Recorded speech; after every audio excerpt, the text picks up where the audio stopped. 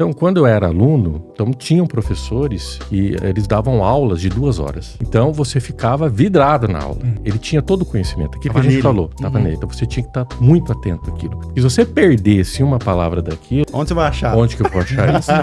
Então, você ia ter que garimpar muita coisa para ir atrás disso. Tem muito aluno de medicina, infelizmente, que a fonte de conhecimento dele é do TikTok. Isso é informação, não é conhecimento. TikTok e Instagram são vídeos de 15 segundos, 30 segundos, e dopamina o tempo todo. E aí você não segurar ele nesses primeiros 5 minutos, ele... mas isso aqui não tá interessante. Esse estudo é muito interessante que entra na parte da neurolinguística. Essas pesquisas mostram que talvez nós estamos emburrecendo.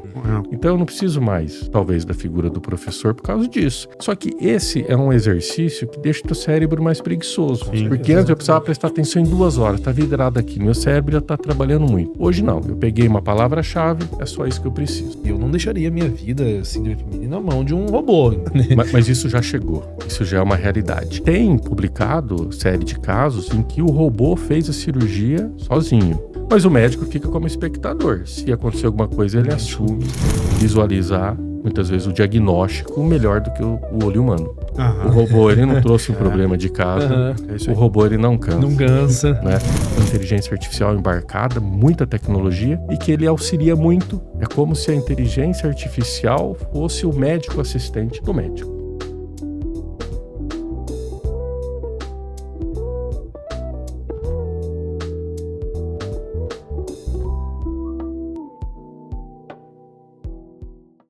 Boa noite, bem-vindo a mais um podcast Pi ao Quadrado, onde o papo é muito mais profundo do que 2 mais 2. E hoje eu tô com um super convidado aqui, uma pessoa que faz tempo que eu venho chamando para estar aqui no programa, que eu gostaria muito que estivesse aqui, e hoje, pela agenda dele muito corrida, vocês vão ver, está presente, um médico da área de oncologia, ginecologia. Ele que é formado em medicina pela UEL de Londrina, pela Universidade Estadual de Londrina. Ele é especialista, na verdade, ele fez uma residência, né, na USP, em mastologia e oncologia. E tem mais outras coisas que ele vai falar durante o programa, que o currículo dele é extenso. Até letras, ele tá na Academia de Letras, e daí ele vai explicar essa história também. Então, nós vamos falar de bastante coisa, mas estou muito contente de estar aqui com o Dr. Ribamar Leonildo Maronese. Bem-vindo. Pietro, agradeço muito o convite para estar aqui com vocês hoje, aqui nessa bancada de excelência, viu?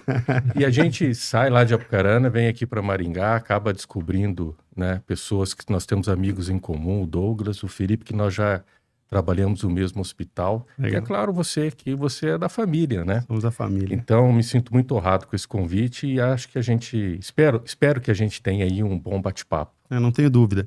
Inclusive, para você que está assistindo, bom, quem está aqui que já conhece a história do doutor, ele não está aqui porque é meu primo, não, tá? Porque esse podcast aqui só vem pessoas de alto nível. É por isso que eu falo que o papo é muito mais profundo do que 2 mais 2.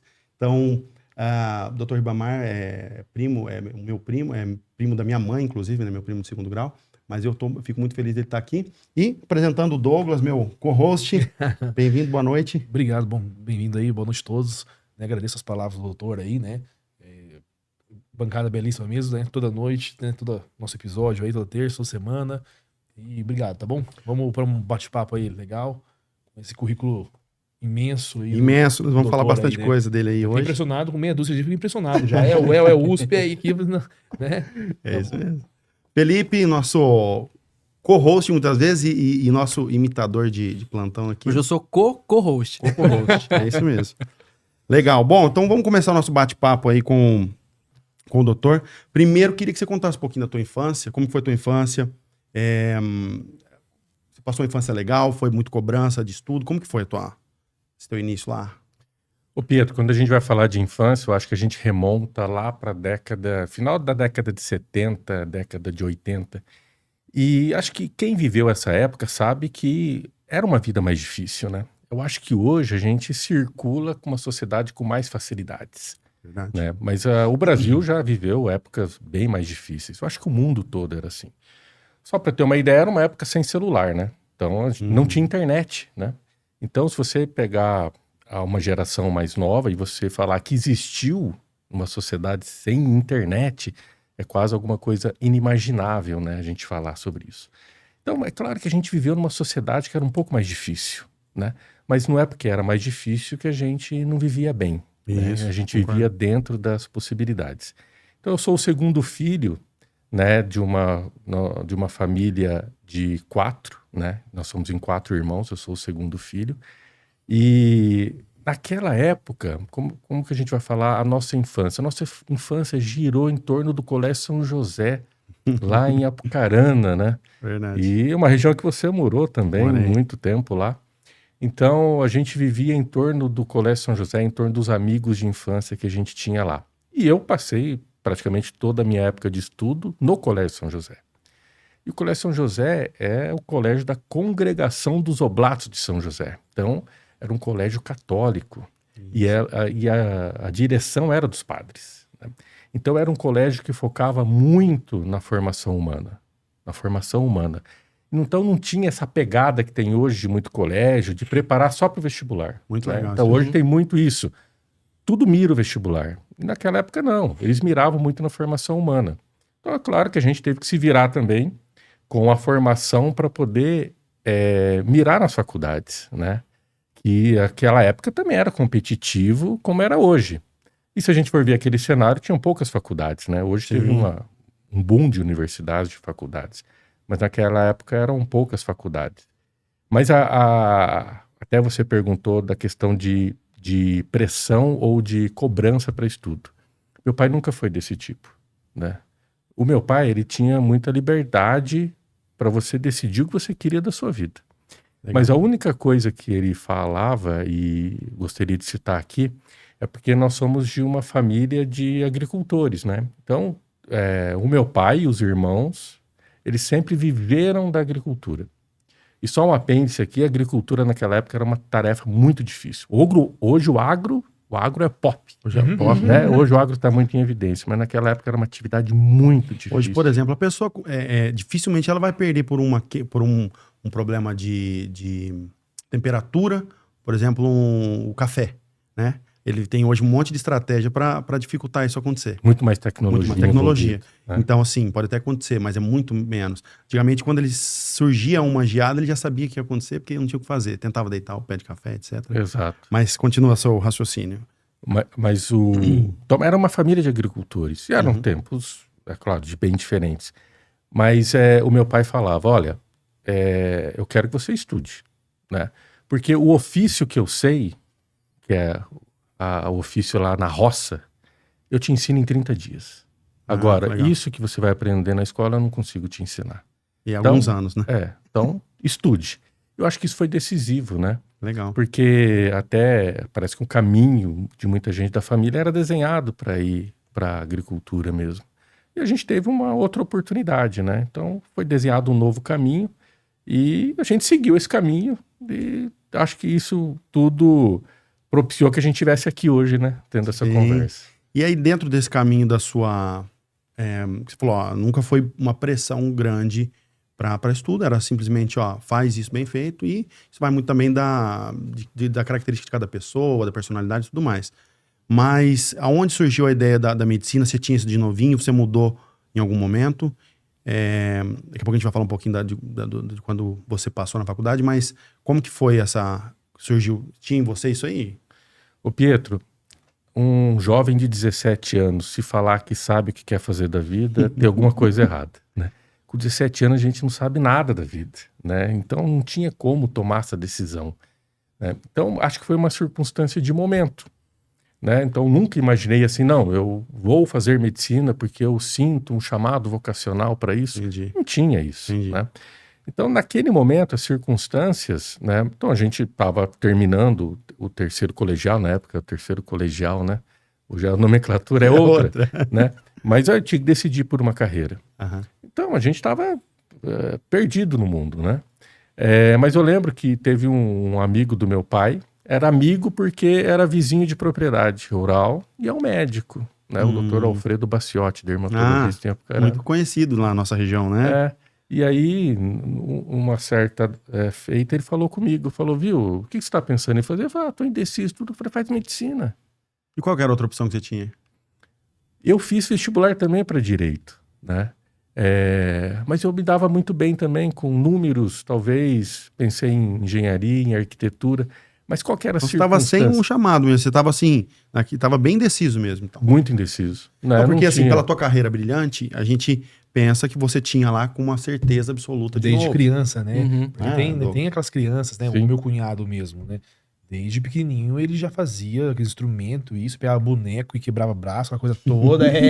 A minha esposa conta. E Legal. hoje ele é orto, assim, cirurgia e tudo mais. Ele, assim, desde criancinha. Eu tenho outro primo da minha esposa também, né? A minha filha do meio. A gente torce pra que, assim, que ela seja, porque ela já fala desde criancinha que ela quer ser médica. Ela brinca com boneca, não, você é pediatra, só fala isso, minha filha, né? E tem alguns, igual, né? Doutor, chega ali no terceiro colegial, no terceirão, que tá indeciso, né? E acaba optando por medicina, isso, aquilo, né? Então, mas o doutor não teve esse chamado de criancinha, né? Não, criancinha. não. Foi uma questão circunstancial. Aí, mas depois, dentro já do curso, aí as coisas vão se ajeitando, né? E os caminhos vão se desenhando. Aí começou uma satisfação muito grande em cursar medicina, né? Então, dentro da faculdade, aí você começa a olhar e falar, olha, eu acho que eu tô no curso certo, né? E aí as coisas começam a ficar mais fáceis. Porque qualquer curso universitário é difícil no começo, essa adaptação. Mas depois as coisas foram clareando. Não, acho que eu tô no lugar certo. É aqui mesmo que eu vou ficar, né? E seguir carreira nisso. E graças a Deus estamos aqui até hoje tentando sempre desempenhar da melhor forma possível. Porque não é uma profissão fácil, né? Então a gente sabe que hoje tem ainda um apelo social muito grande pela medicina, né? Mas a gente sabe que não é uma profissão muito fácil. Então, porque o que eu ia te falar é o seguinte, por exemplo, você falou até de chamado. Hoje, eu sou da área da saúde, então a gente vê todo mundo que passa normalmente no consultório de nutrição, ele passa por médico, e a pessoa está sempre trocando de médico, etc. Sei que o quadro da medicina que você trabalha, a gente vai falar um pouquinho mais à frente, é um quadro um pouco diferente, né? Mas o médico em si, hoje, está mais ligado a status do que chamado, na minha visão, né? Do que eu venho vendo. E não só isso, né? Essa semana eu recebi duas mensagens, inclusive de um menino de 16 anos, perguntando quanto ganhava um nutricionista, porque ele queria ser nutricionista. Então, assim, ele não estava na ideia do chamado, vamos supor, né? Ele estava na ideia do dinheiro. E que é uma visão errada. Eu nem respondi ele, na verdade, porque nem sei o que eu iria responder para ele ali na hora. Mas, enfim, para uma pessoa trabalhar com oncologia, por exemplo, né? Você ter que dar um diagnóstico para a pessoa, né? Falar como vai ser, a pessoa não imagina, ela já tem um medo da palavra, né? Do câncer, por exemplo, né? Então, assim, eu acredito que que deve ser muito difícil. Então, talvez você não tenha sentido isso lá de trás, né? Mas acredito como um chamado para o perfil de médico que você é, entende? Então, dentro disso que eu tô te falando, a ideia é te perguntar, por exemplo, você não teve esse chamado, mas conforme foi passando, você foi identificando isso. Exato. Dentro do curso, a gente foi, conforme os estudos foram acontecendo, é como se a gente se sentisse mais à vontade, né, fazendo aquilo. Como eu falei, a medicina é de muito impacto, né, porque as pessoas falam, eu não posso ver sangue. Mas ninguém pode ver sangue, né, no começo. Mas quando você começa a habituar com isso, não é que fica uma coisa natural, mas você é o ator principal daquela situação. Sim. Então você tem que ter todos os meios e todos os treinamentos para isso, para resolver aquela situação. Então talvez é isso que é determinante, você se preparar para aquilo. Quando você está diante de uma situação adversa, você não pode ser o primeiro a falar, eu não sei o que fazer. Não, você tem que estar no controle daquela situação. Então talvez esse mecanismo que envolve o curso de medicina e essa abordagem de você resolver os problemas, é que talvez fosse o cenário ideal para você falar, eu estou no lugar certo, é isso que eu quero fazer, e utilizar de todos os meios para resolver problemas e problemas de pessoas, né? Que é bem diferente de um problema mecânico, por exemplo, né? Se você quebrou o carro, você encosta o carro, amanhã eu volto aqui, eu vejo o que eu faço. Mas na medicina você às vezes não tem esse tempo, né? O tempo é aquele momento, né? E aquele momento é muito decisivo. Então, tudo isso é parte de treinamento, né? Então, você não nasce pronto para isso. Talvez você tenha, como você falou, você tem aquilo adormecido, né? Então, você só precisa daquele estímulo para fazer aflorar e falar, ó, é isso que eu vou fazer, né? Então, acho que eu descobri isso, na verdade, durante o curso de medicina. No caminho, exato. E aí, quando você termina ali, você inicialmente se especializa em ginecologia. É que o curso de medicina, hoje, ele é mais ou menos assim. Como você falou, 2 mais 2, 4, né, do seu programa. E lá é uma regra quase de 2. Os 2 primeiros anos é o curso básico. Então é praticamente assim, todos os cursos da área de saúde vão passar por aquilo, em maior ou menor complexidade.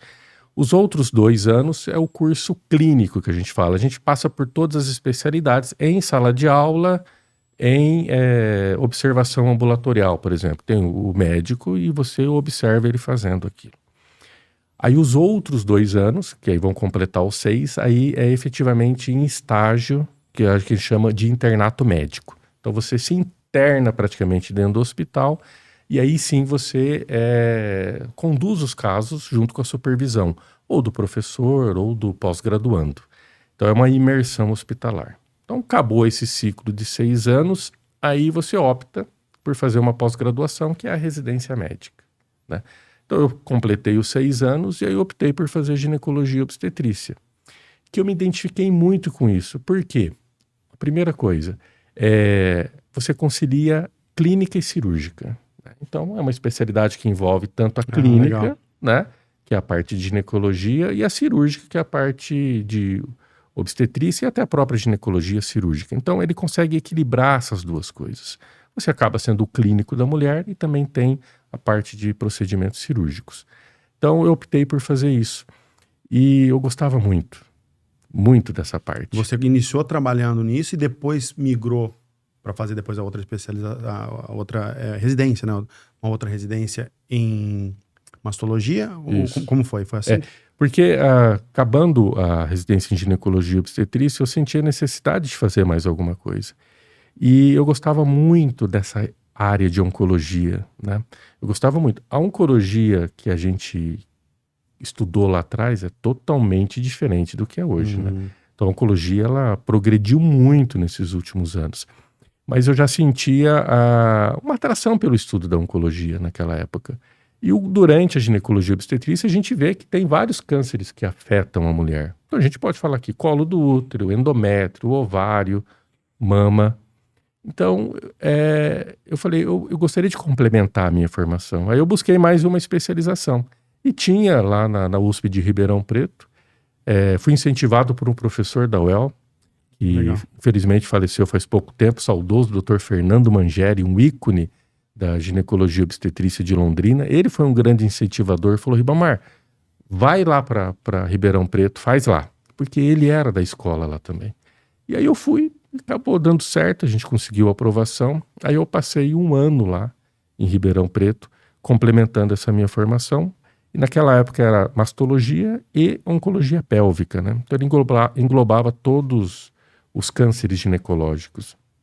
Eu acho que foi fundamental para a minha formação, porque a gente acaba adquirindo até mais segurança para desempenhar a profissão médica. E estudar, Pietro, a gente não para nunca, né? Ainda mais no mundo de hoje. Não tem como. Que o avanço está, assim, incrível, né? Então, assim, você hoje parou de estudar hoje, amanhã deu uma novidade, você ficou para trás, né, na sua profissão. Né? Exato. Tem até uma teoria, se me permita citar, se eu não me engano, você falou agora dessa questão de avanço e me lembrei. Acho que é um médico americano, Peter Denson. E na década de 50, o conhecimento médico ele demorava 50 anos para dobrar. Né? Então, você tinha um conhecimento, ele só ia dobrar o conhecimento em 50 anos. Você se formou ali, você fica 50 anos garantido. Exatamente. Com aquele estudo da década de 50. Agora são 72 dias para dobrar. Tamanha produção de informação. Tamanha produção de informação. Eu tenho uma pergunta que eu vou fazer mais à frente, mas vamos aproveitar. O que você me fala, qual que é a sua visão da inteligência artificial e dos robôs, né? Hoje, por exemplo, tem um hospital na China, basicamente, de robô, médico, né?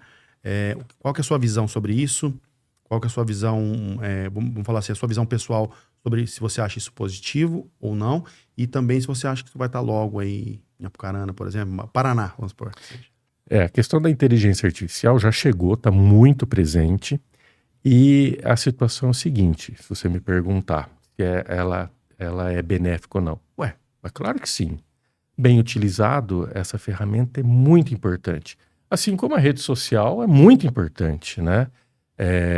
Sabendo utilizar. Ela tem o seu lado negativo, a gente viu recentemente que se você quiser utilizar, fazer mau uso da tecnologia, você vai conseguir também. Então a tecnologia vem para nos ajudar. Isso tem sido muito discutido, a questão da inteligência artificial na medicina.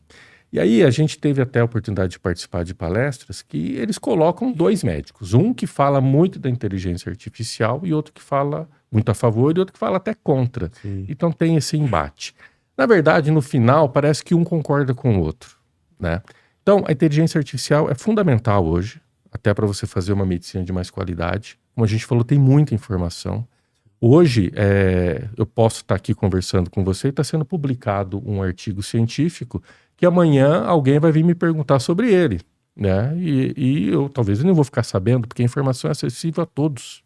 Né? Principalmente você atuando como professor da UEL, que você também é professor hoje na UEL. Amanhã um aluno chegar para você falar. De um artigo que ele viu antes que até eu tenha tido acesso, né? O que não acontecia antigamente, né? O professor era ele que era a fonte de conhecimento, era a figura do professor. Hoje não, hoje o conhecimento está disponível para todo mundo, a informação. É dividido. Eu falei até errado, o conhecimento não, a informação. A informação. O que você faz da informação é que pode gerar o conhecimento, né? Então, nesse embate dos dois, chegam sempre à mesma conclusão. É importante a inteligência artificial e quem defende a medicina sem a inteligência artificial, ela vai muito na questão da atendimento humanizado. Isso, era essa a questão. Que isso, a inteligência artificial, acho que então, pode ser que chegue, é que a gente não mas hoje não. A gente não consegue acreditar que hoje isso vai acontecer. Hoje não. Hoje não. Hoje não tem como. Não tem como. Né? E isso é importantíssimo, porque muitas vezes o que depende do sucesso do tratamento é essa empatia, né? Então, quando o médico, a pessoa procura o médico, né? O médico ele tem que participar do tratamento, né? E às vezes o tratamento ele tem êxito porque o médico passou essa confiança para o paciente. Então isso é fundamental. E isso hoje a inteligência artificial ainda não consegue dar. Então, o médico, mesmo bem armado de recursos de inteligência artificial, precisa ter o lado humanístico, humanizado da medicina e o principal, a empatia, que é quando você se coloca no lugar do paciente. Isso é fundamental para conseguir extrair o sofrimento do paciente, conseguir interpretar isso e conseguir desenhar o melhor tratamento. Então, por que não ter as duas coisas em conjunto? Eu acho que o melhor profissional hoje é aquele que vai utilizar das ferramentas de inteligência artificial sem esquecer esse lado humano da medicina. Legal. Mas ele, nesse assunto da inteligência artificial, chega algum momento, né, doutor, você pensar que um robô possa fazer o seu trabalho, vamos dizer, uma cirurgia, né? E a minha, né? Eu não deixaria a minha vida, assim, da minha família na mão de um robô, independente, né? Eu sei. Não sei se você, né, você, doutor, os doutores um dia pensam, daqui uns anos, sim, os robôs, né, vão estar aptos a fazer cirurgia, né? Não sei se vocês pensam isso, mas qual a sua visão, o que você pensa, né? Eu não deixaria, né? Mas isso já chegou, isso já é uma realidade. Então, existe a cirurgia robótica, né? Então, aqui em Maringá é um polo de cirurgia robótica, tem outros lugares no Paraná que já implantaram parques tecnológicos, inclusive com cirurgia robótica. E é interessante porque cirurgia robótica é um modo de machine learning. O robô está aprendendo com quem está executando a cirurgia. E já tem publicado série de casos em que o robô fez a cirurgia sozinho, com a supervisão humana. Porque ainda não é regulamentado que ele faça sem supervisão. Mas o médico fica como espectador. Se acontecer alguma coisa, ele assume os controles. Mas o robô já está hábil, capacitado para fazer cirurgia. A questão é, com maior efetividade ou não? Vamos conversar sobre isso. O robô, ele não teve uma noite de plantão, O robô, ele não trouxe um problema de casa. O robô, ele não cansa. Não cansa. Né? Então, o robô, ele tem mais efetividade e está trabalhando para isso. Mas a inteligência artificial já tem conquistado campos na medicina em outras áreas também. Por exemplo, no estudo anatomopatológico, que é aquela leitura de lâminas, por exemplo, quando você faz uma biópsia. Né? Legal. Então, o robô já foi treinado para isso também e ele consegue visualizar, muitas vezes, o diagnóstico melhor do que o olho humano. E outra questão que está avançando muito, inclusive a gente viu isso na China, eu estive na China em 2024, né? E eu pude ver muito isso da tecnologia lá. E na questão de exames de imagem. Né? Então, hoje, nos aparelhos de ultrassonografia, tomografia e ressonância, já está acoplado softwares com inteligência artificial embarcada, muita tecnologia, e que ele auxilia muito o médico. Então, a palavra que eu coloquei foi auxiliar. Esse auxiliar não substitui, mas ele te dá muita informação para a tomada de decisão. É como se a inteligência artificial fosse o médico assistente do médico. Né? Então, isso está acontecendo com muita velocidade. Por que eu tô te perguntando isso? Porque hoje, dentro da minha profissão, eu uso o ChatGPT, porque assim, aí qual que é a minha visão? Eu tenho conhecimento de 16 anos da nutrição esportiva. Então, eu entendo o caminho que tá sendo feito. Inclusive, muitas vezes o chat ele erra um caminho. Cada aba que você abre para conversar com ele começa um novo pensamento. É como se eu pedir para você fazer uma música aqui agora para mim, daqui 2 horas pedir para você fazer uma música de novo, não vai ser a mesma música. Você vai fazer um pouco diferente. Então, o chat GPT ele também faz caminhos diferentes. E aí, com o controle que eu tenho do conhecimento e experiência, eu consigo levar o melhor resultado para o meu paciente. E eu percebi isso nesse ano, porque foi o ano que eu usei mais. Agora, eu acredito que quando aí onde você falou de estar sendo assistido, mas tem, por exemplo, um caso de um paciente meu que me contou, advogado, contando que ele tinha feito no dia anterior uma audiência e que quem estava confrontando ele era um advogado novo, tipo, de 24 anos, e ele fez basicamente toda não sei se a petição fala, todo o processo ele fez em cima do ChatGPT.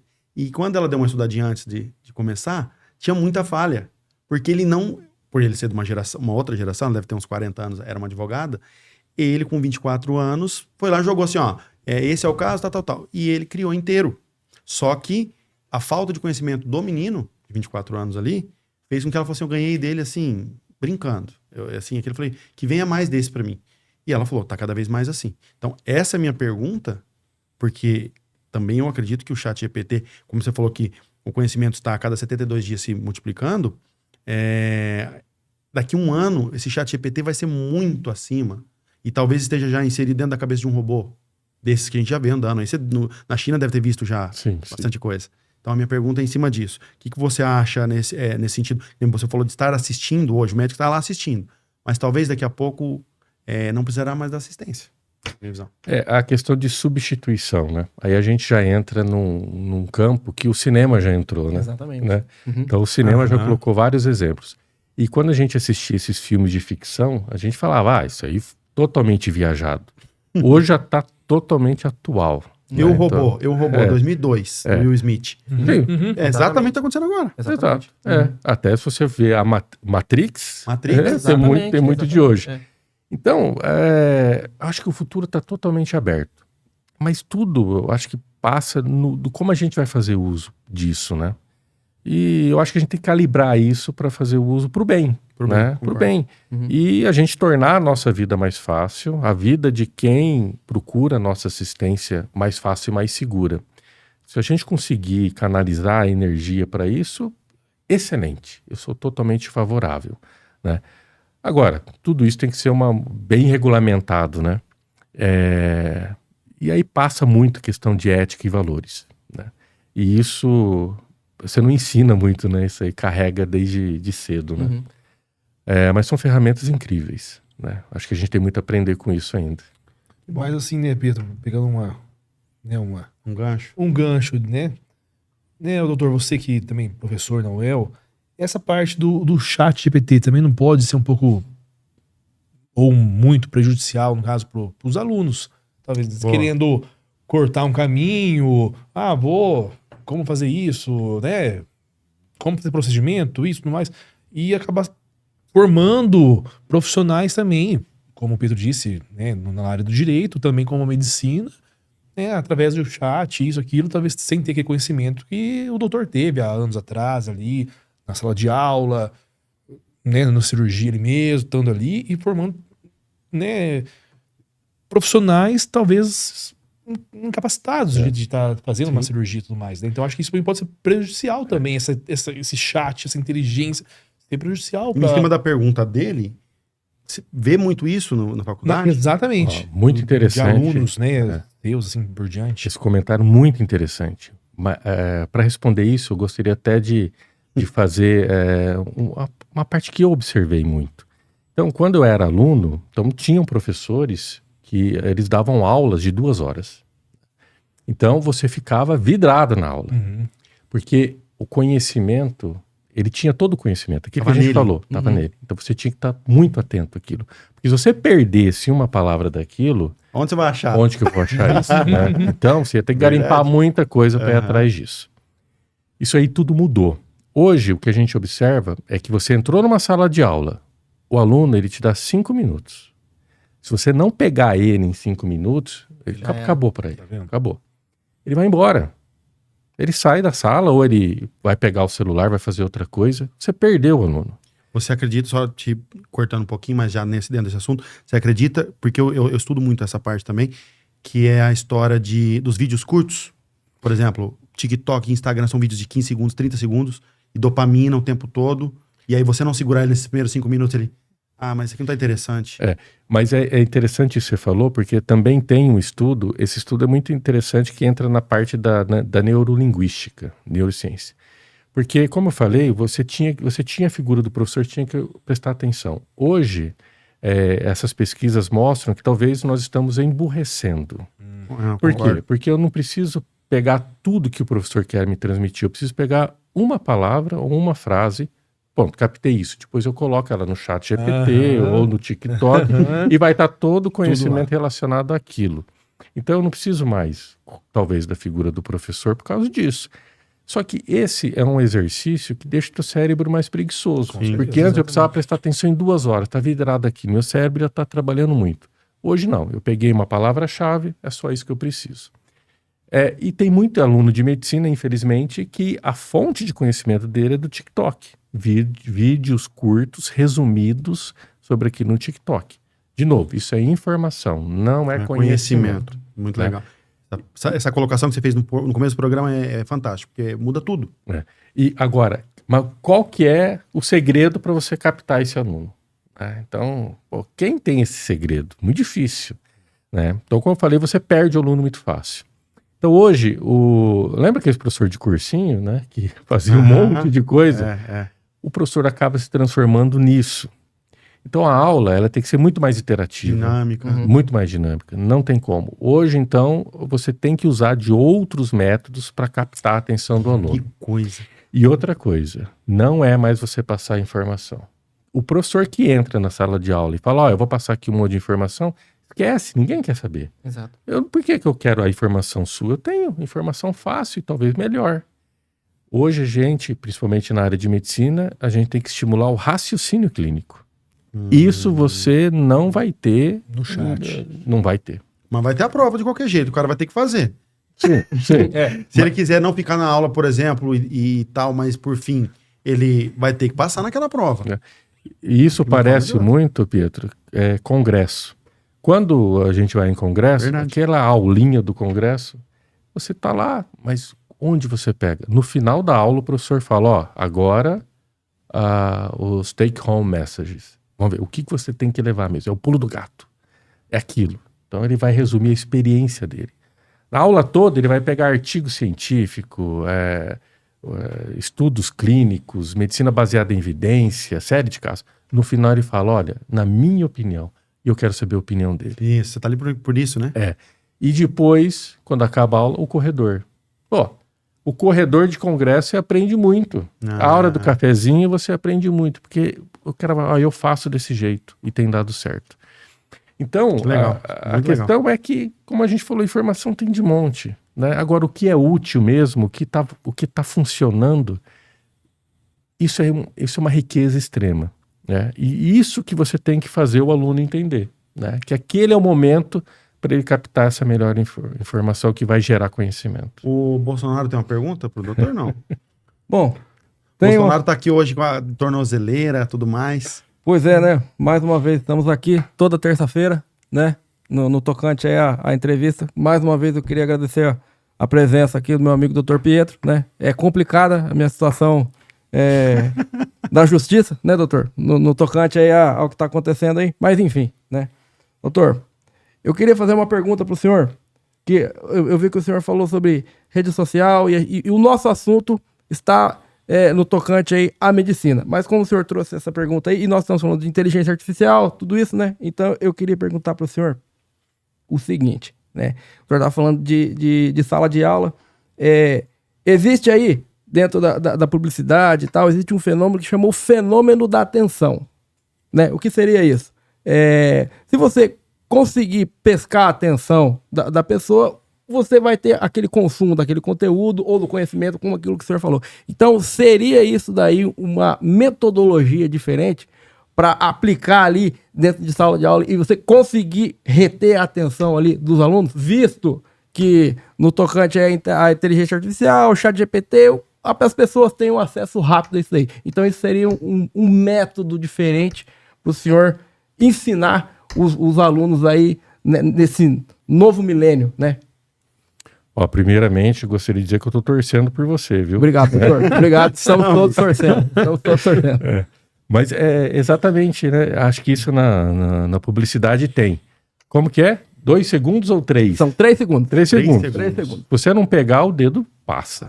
Exatamente. Né? E é exatamente isso. Na sala de aula você tem um tempo limite. Você tem que pegar o aluno naquele momento. Senão, pronto, você perdeu ele e não recupera mais. Substituir o pico dopaminérgico ali, né? Exato. E aí, exato. o que você vê dentro disso, juntando a pergunta do Douglas lá do início do chat, dele falando da atenção, dos novos profissionais. Eu sei que é difícil você dar essa resposta porque você está lá dando aula, né? Mas o que você o que você acredita desse novo, dessa nova leva da medicina que vai sair da faculdade, com esse novo formato de conhecimento? Olha, esse é um assunto bastante complexo e polêmico, é claro, né? Como a gente falou, a época que eu fiz faculdade, no Paraná tinha 4 ou 5 faculdades de medicina, né? No Paraná. Hoje tem uma série de faculdades de medicina e no Brasil espera-se até 2035 cerca de 1 milhão de médicos formados. Nossa Senhora. Então, tá uma escala de produção de médicos. Aí, é claro que muita gente vai falar, o teu público pode até falar, ele está falando de reserva de mercado. Não, pelo contrário. Como eu já até trabalhei como secretário de saúde, a gente, claro que sentia carência de profissionais médicos, né? Então, é fundamental que tenha realmente profissionais para suprir a necessidade da população. Mas o que a gente sempre fala é com relação à qualidade de formação. Isso, essa qualidade de formação. Porque um dos objetivos de você fomentar tantas faculdades de medicina, aumentar o número de médicos, é colocar médicos em áreas mais carentes.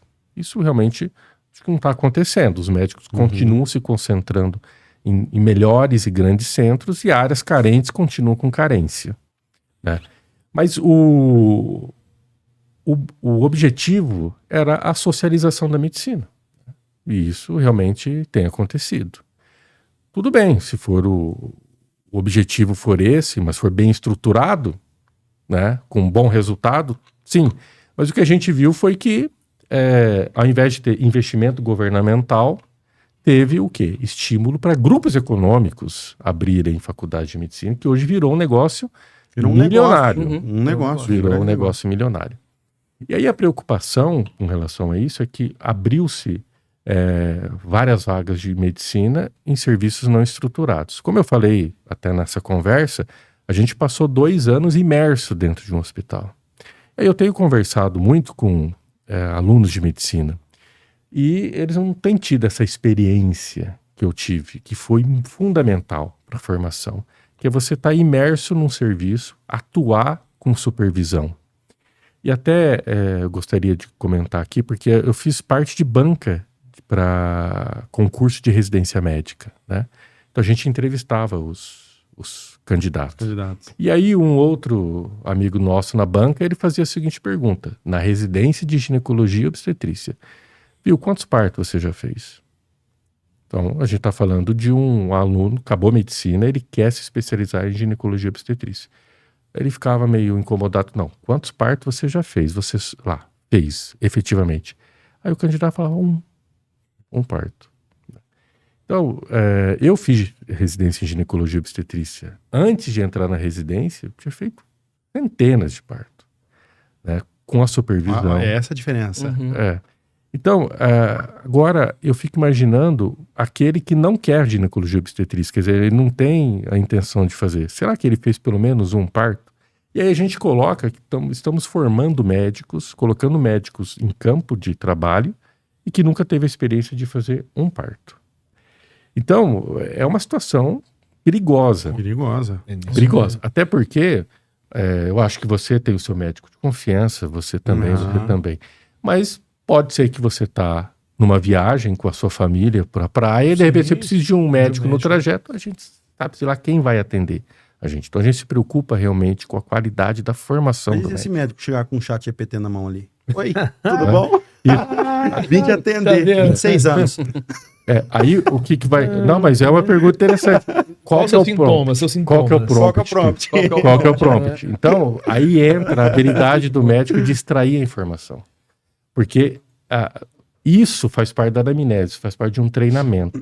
Porque se você for conversar com o paciente vai te dar do que ele está sentindo, para ele aquilo é importante. Mas talvez para o seu raciocínio você vai falar, não, isso não é importante. Pro seu raciocínio. E talvez aquela outra questão que ele minimiza, você fala, não, é isso aqui que está o diagnóstico. Agora, para você fazer isso, você precisa ter o conhecimento. Aí você pode até utilizar o chat GPT. Bem, eu extraí as informações, depurei as informações, coloquei no prompt, a inteligência artificial vai te dar o diagnóstico. Pô, é isso que eu estava pensando. Quando você tem o conhecimento. Você tem o conhecimento. É porque a gente estava falando ali um pouquinho antes. Legal. Mas vamos mudar um pouquinho de assunto, senão eu vou ficar só na inteligência artificial. Tem muita coisa para falar aqui. Eu queria te fazer uma pergunta seguinte, que a gente estudando a tua vida e tudo mais, você tem seu consultório, que inclusive em Apucarana é no mesmo prédio que o meu. Você trabalha no hospital, você trabalha como presidente da Unimed, você trabalha como professor da faculdade e ainda tem tempo para mais alguma coisa. Sim, claro. Tem tempo para ter experiências em conjunto com a família, que é muito importante para a saúde mental. A gente tem que ter tempo para lazer, que também é fundamental para você ter saúde mental. Mas como a gente sempre conversa, essa vida intensa, né, tem que ser bem vivida. A administração do tempo é uma coisa que é uma arte que pouca gente tem, a gente sempre busca fazer isso.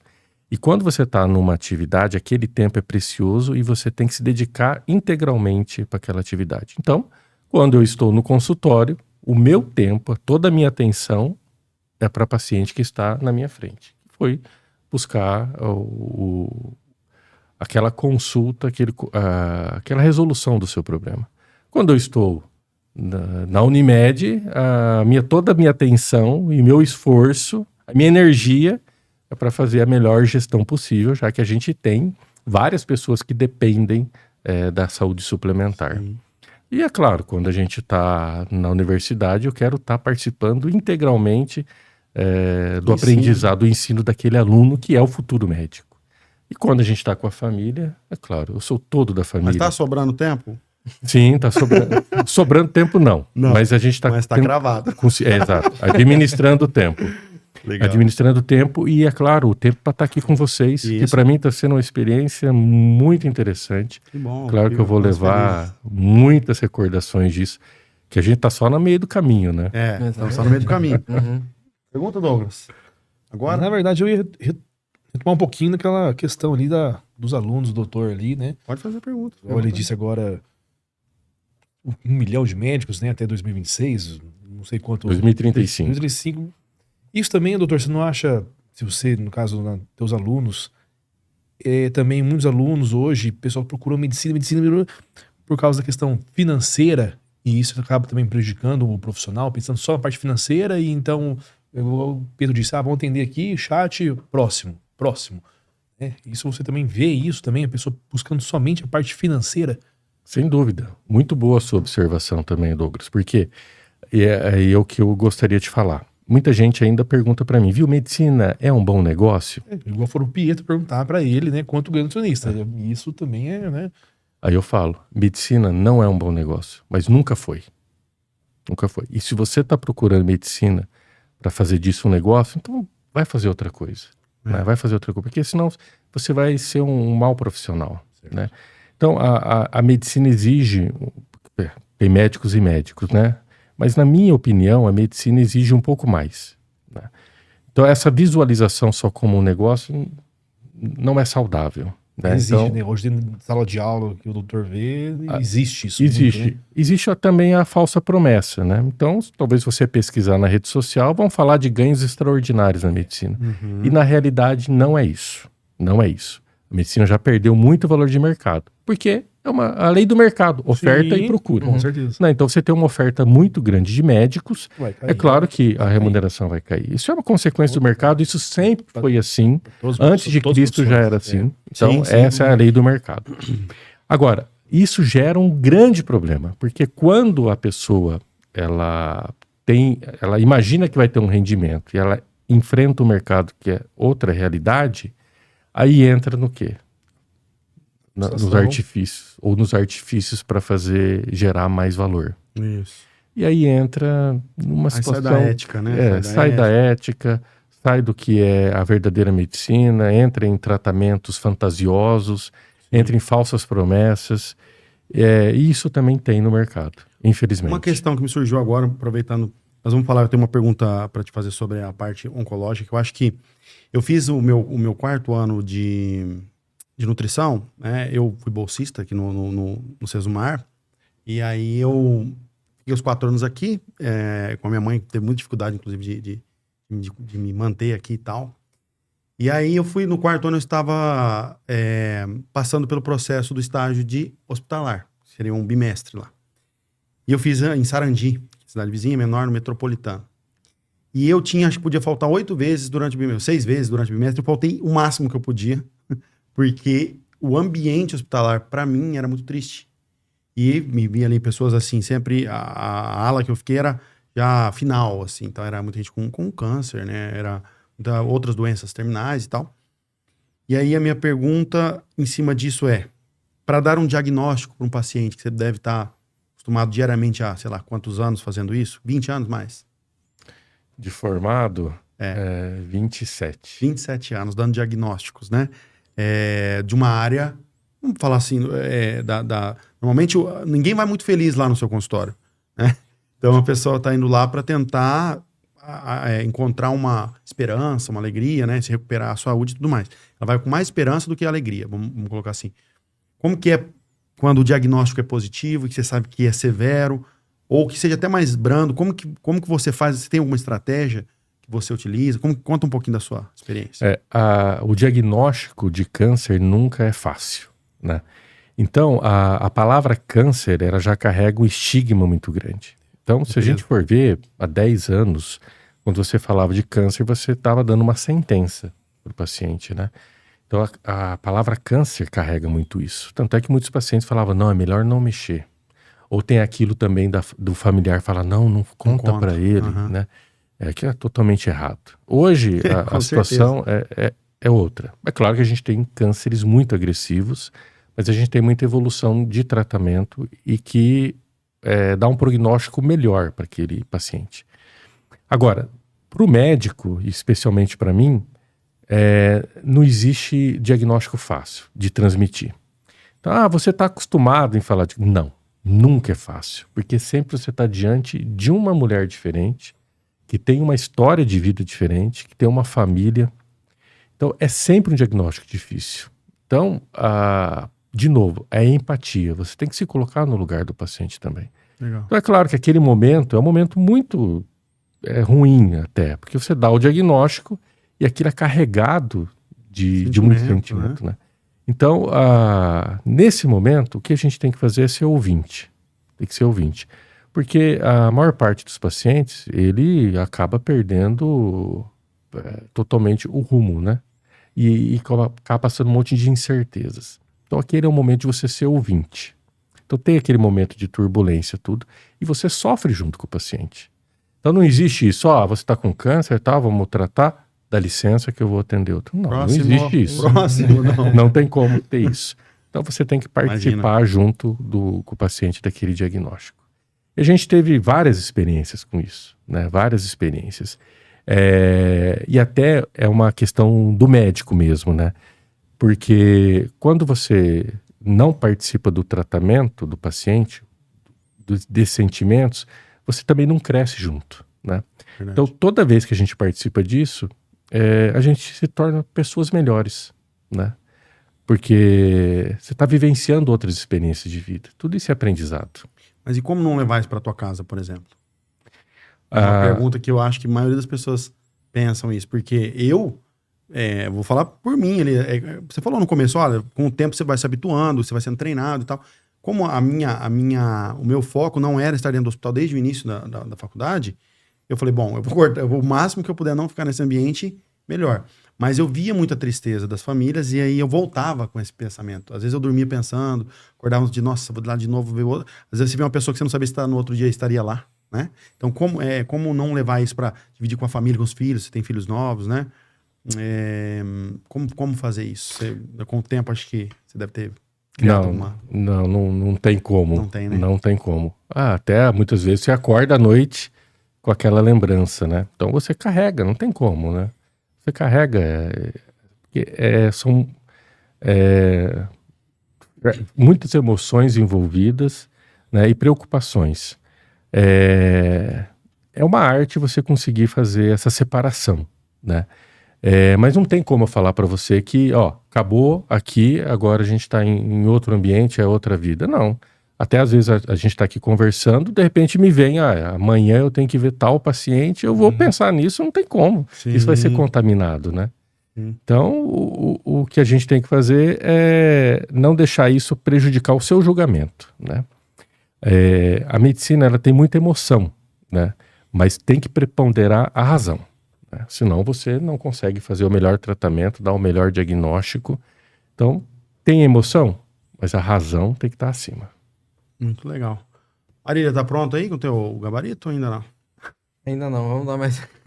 A Marília já vai fazer um gabarito aí pra gente. Porque tá diferindo um pouco daquilo que a gente tava fazendo, Tá né? bom, E eu acredito também que o papo tá muito bacana. Quer fazer uma pergunta? Gostaria de fazer uma pergunta. Vou fazer normal ou vou fazer no Bolsonaro? Pode fazer, meu irmão. Vou fazer uma normal. Doutor, já que a gente está falando sobre atendimento, sobre humanização, que eu acho isso aí muito importante, o senhor falou sobre os atendimentos principalmente pro lado da oncologia, né? E a minha avó já teve câncer, a minha mãe teve um início, né? Mas aí já conseguiu também, como o senhor, né, falou, a medicina da avançada, então já conseguiu verificar antes e o tratamento foi feito, diagnosticado antes e tal. Mas o senhor consegue falar para nós, assim, entre os casos entre homens e mulheres, quais são, dos dois ali, que existe uma dificuldade maior ali na abertura, como o senhor falou, né? Na abertura para se expor, né? E ter a coragem de assumir, porque como é um fato é complicadíssimo, né? O senhor falou que como se fosse uma sentença de morte antigamente, mas ainda carrega esse estigma. Então, quem aí que sofre um pouco mais para iniciar um tratamento, né? Porque é muito dolorido, é difícil. Tem tratamento que é mais agressivo, tem tratamento que é menos. Então, entre os homens e as mulheres, quais são entre os dois grupos que startam mais rápido o tratamento? Interessante a sua pergunta, porque isso é clássico que o homem cuida menos da saúde do que a mulher. Então, a mulher tem mais preocupação com a saúde do que o homem. A mulher procura mais aconselhamentos médicos do que o homem. Isso, não sei se está ligado ao cromossomo Y ou não, mas é uma coisa cultural do homem. Mas interessante, que eu gostaria de fazer um comentário aqui, diante dessa sua pergunta, é porque a gente dá muito diagnóstico de câncer de mama. E muitas vezes a mulher está acompanhada do homem. Sim. Né? O homem evita participar do tratamento. E isso é um recado para os homens. Né? O homem parece que ele sente o impacto do diagnóstico muito mais do que a mulher. E no serviço público a gente conversa com muitas famílias e infelizmente tem muitos homens que abandonam a família no diagnóstico do câncer. Quando ele descobre que a parceira que a mulher está com câncer. tem. Né? Então ele praticamente se afasta da família. Então isso é uma crítica até aberta aos homens. Né? Então, mas é claro que a gente vê muitos casos também, em que o homem acompanha todo o tratamento da mulher. Mas via de regra, o homem muitas vezes, no primeiro momento, ele se afasta. Né? Ele se afasta. Parece que o temor do homem é muito maior. Talvez é uma característica do homem. Ele prefere ser cuidado do que cuidar. Então o homem, num primeiro momento, ele se afasta. A gente vê muito isso. Que louco. Não, é incrível. Incrível mesmo. Doutor, e dentro dessa vertente, tinha falado um pouquinho antes sobre perfis de tratamento, onde o médico escolhe um caminho e tal. Teve um período atrás aí que o doutor Lair Ribeiro tratou o apresentador Marcelo Rezende e ele tirou, na verdade, eles entraram em um consenso, mas ele tinha a ideia como médico, né, liderando a ideia e passando e vendendo a ideia para o Marcelo Rezende, que não tem o conhecimento científico, de que se você cortasse todo o carboidrato, a célula não teria energia suficiente para se replicar e para continuar se multiplicando. E por fim, Marcelo Rezende durou muito pouco, né? E faleceu. O que você me fala sobre esse caso específico, se você quiser falar, né? E também sobre esse tipo de tratamento, vamos falar assim, empírico, talvez, né? O que você pode dizer sobre isso? Olha, dentro da oncologia até tem evidências de dieta cetogênica para aumentar a efetividade dos tratamentos, né?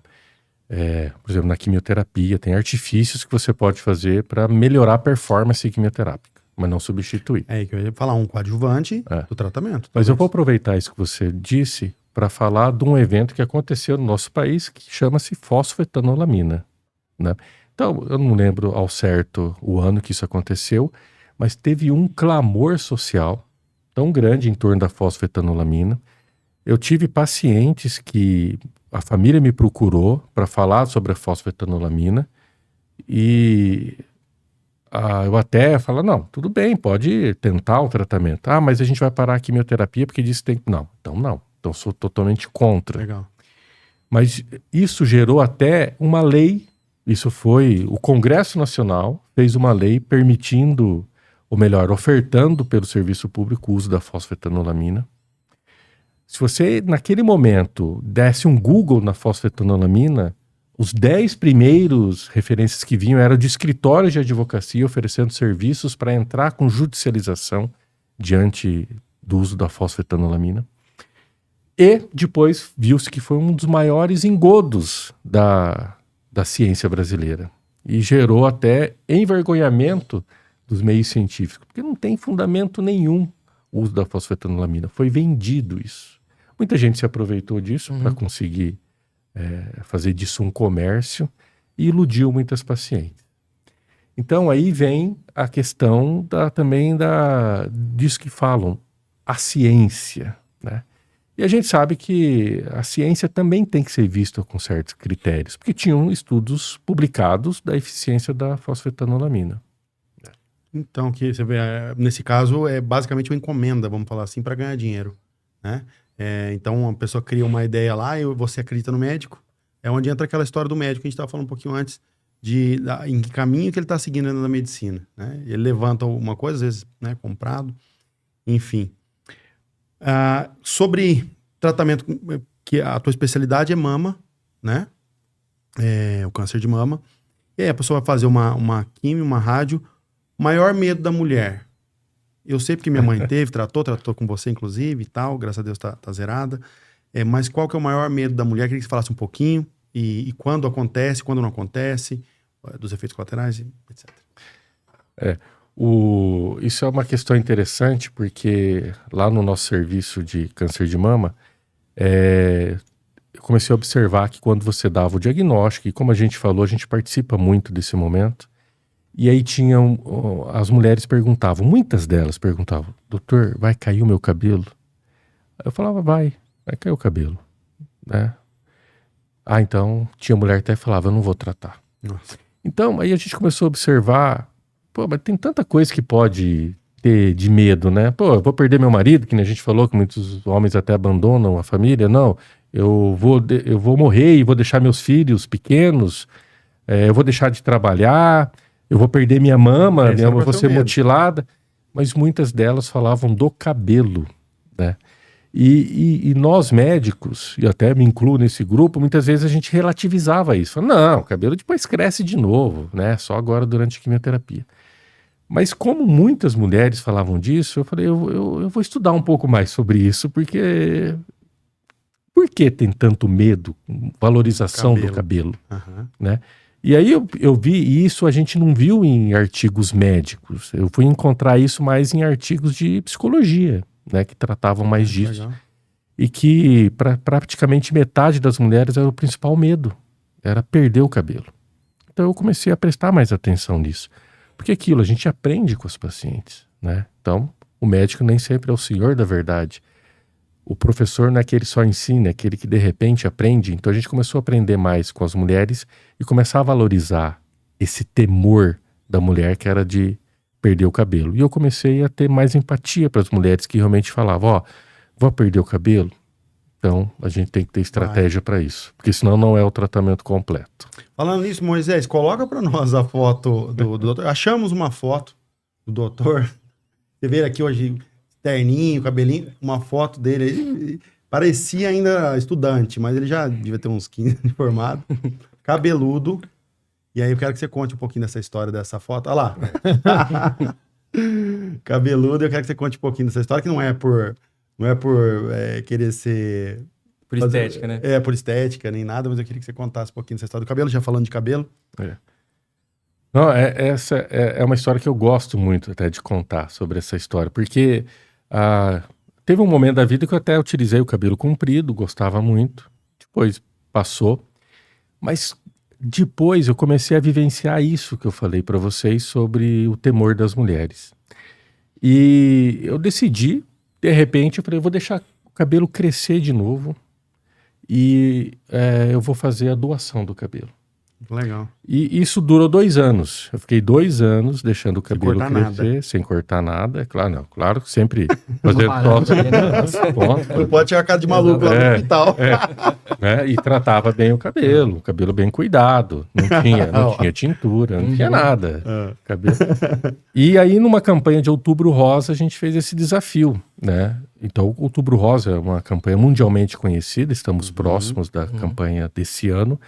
E aí eu fiz o desafio de doação de cabelos, né? Então as pessoas foram convidadas a doar o cabelo para confeccionar perucas, para atender justamente essas mulheres que perdiam o cabelo durante a quimioterapia.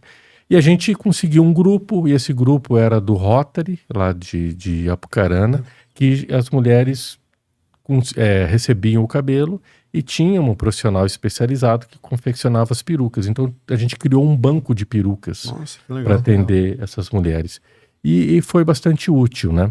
Então nesse dia teve o corte comunitário de cabelo para doação e aí cortaram o meu cabelo, né? Então a gente, além de cortar, foi raspado o meu cabelo, né? Então fizemos o corte em público lá no serviço de oncologia. Então cortamos o cabelo, raspamos a cabeça. Então o meu cabelo serviu para fazer uma peruca. E não vou dizer que foi a peruca mais disputada, vocês não vão acreditar. Né? Por mais que você falou que estava bem tratado. Mas a peruca andou por muitas cabeças aí. Então eu acho que foi uma coisa muito gratificante para mim. Com certeza.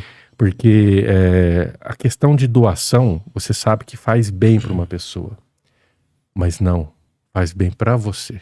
Então quando você se doa a algum propósito, você está beneficiando alguém, mas você se torna uma pessoa melhor. Então isso para mim foi uma experiência muito interessante. E até ficar careca também, porque eu ficava até solidário com aquelas mulheres que perdiam o cabelo durante o tratamento. Legal, essa história, a gente achou essa foto aí as buscas para saber um pouco mais da sua história. E aproveitando para falar de cabelo, queria que o Moisés jogasse para nós. Doutor, nós temos aqui o nosso patrocinador Revicap, que é fantástico. Eu vou mostrar, inclusive, o meu tratamento, que ó, eu tô cabeludo. Você vai ver lá que nós vamos colocar ali. Olha lá como que eu tava, doutor. Dia 18 de abril, isso aí, ó. Comecei o tratamento. Porque quando o pessoal quis fazer o patrocínio e tudo mais, eu falei, vamos ver se funciona esse produto mesmo. Funcionou, é fantástico, funcionou. Quer ver? Nós vamos colocar o depois ali. E aí dá pra mostrar por cima. Mostra, pode jogar lá. Olha aí que legal. Olha a diferença, tá cheio. Primeiro que enche bastante, né? E o fundo ali no espelho dá pra ver. Ficou bem legal. Olha como enche bastante. Então pra você que tá caindo o cabelo, tá assistindo aqui hoje, ó, só bater o QR Code aqui embaixo, já cai direto no site. Não é caro, é fácil, tem todo o protocolo lá. Você já começa a utilizar rapidamente. Beleza?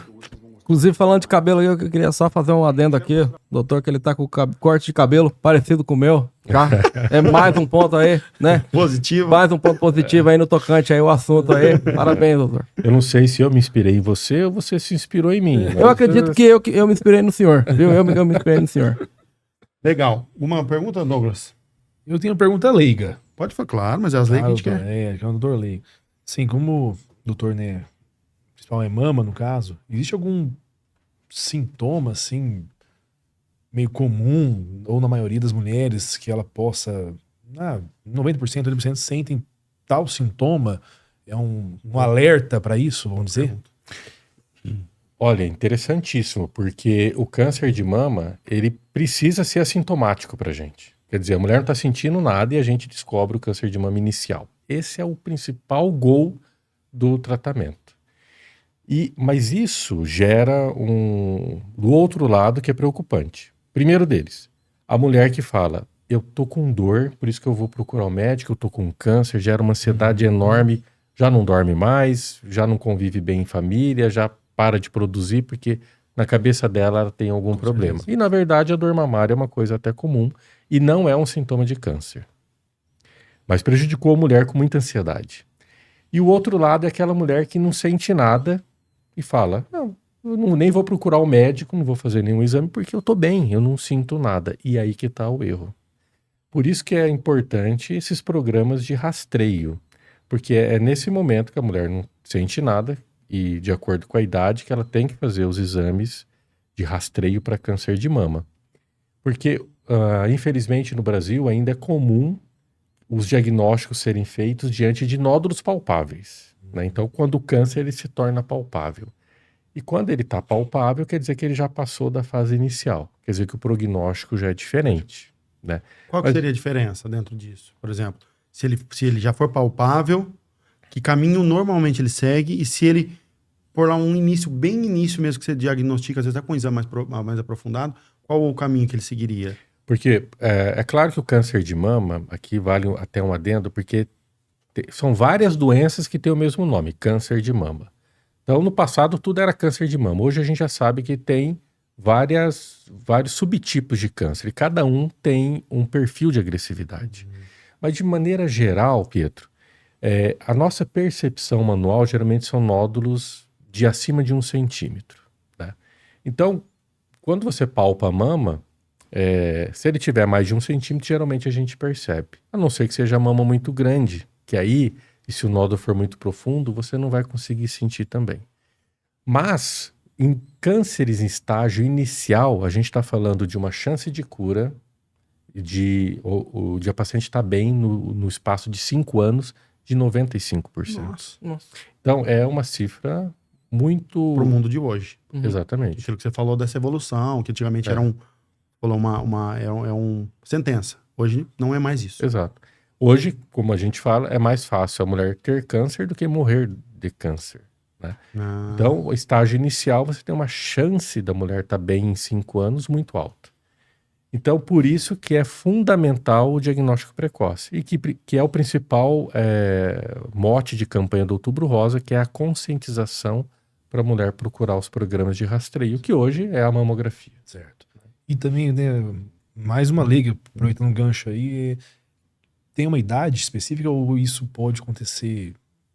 Não tem uma idade, né? A partir dos 40, a partir dos 45, não, pode acontecer casos com mulheres mais novas. Sim. O perfil epidemiológico da mulher brasileira com relação ao câncer de mama tem mudado. Então, trabalhos recentes têm mostrado que 32% dos casos são feitos em mulheres abaixo dos 50 anos. Então, a gente está falando de mulheres jovens, muitas vezes com filhos pequenos, no auge da sua carreira profissional, muitas vezes mulheres que é a principal provedora da economia familiar. Sim. Então, a gente está falando que o câncer está tirando essa mulher da sua produtividade, do seu convívio familiar. Então, esse perfil tem mudado. Antes a gente pensava, e os números mostravam que era só mulheres de mais idade, né? Então, hoje 32% está acontecendo antes dos 50 anos. O caso mais jovem que a gente teve a oportunidade de tratar foi com 18 anos. Nossa. Então, muito jovem mesmo. Então, ele pode acometer qualquer idade, mas a incidência ela vai aumentando conforme a idade. E o que aconteceu com a população brasileira? Envelheceu, principalmente as mulheres, né? Então, a expectativa de vida das mulheres está beirando os 80 anos. Né? Então, quanto mais a gente vive, maior a chance da gente ser acometido por câncer, porque é o envelhecimento celular, né?